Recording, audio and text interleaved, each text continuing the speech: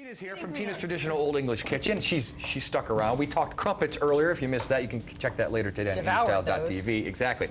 Now, what, shortbread? Shortbread. Shortbread. Yeah, shortbread. Shortbread. I've just got a few ingredients here. It's all very straightforward and very simple, and everything I make is always with organic ingredients. So I've got some organic, unsalted butter. That's typically what we use in Europe, is an unsalted rather than a salted butter. Then I've got some raw cane sugar, which is the purest form of sugar that you're going to get.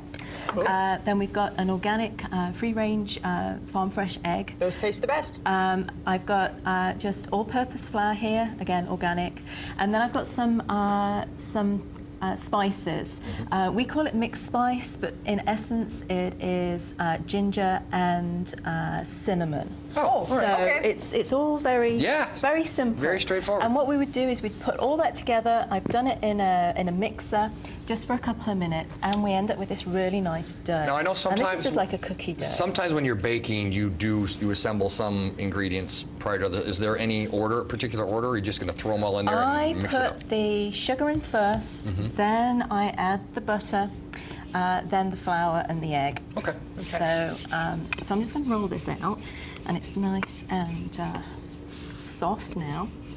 This has been in the fridge for a little while, but do you want to let the dough sit for a bit? I don't tend to. Okay.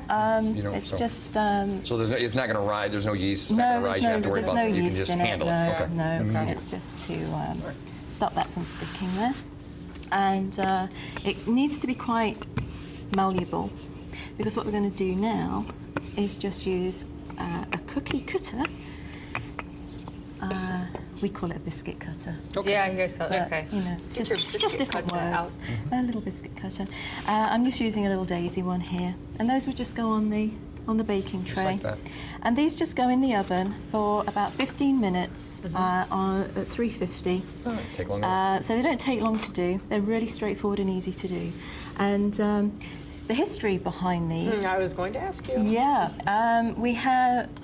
These go back to medieval times, and they were typically eaten at Christmas time and Hogmanay. Now this is the Scottish holiday for New Year's Eve. Oh, okay. So it's a celebratory dessert. That's right. Okay. And because they were so expensive, because the amount of butter that we were using in there. Oh. And if we go back to 1935, the British government actually decided, in order to be called shortbread, it needed to have at least 51% pure butter in the recipe. That's why I like That's my kind of regulatory commission. And as you'll see, I'm using 100% organic butter in my particular recipe. This is a Midlands recipe I'm using, and you get similar recipes in Scotland. So the Midlands, where I'm from, and in England, and Scotland are the two areas where shortbread really originated. That's where you're from, but where you're going to be are various farmers markets and events like that. What's your website?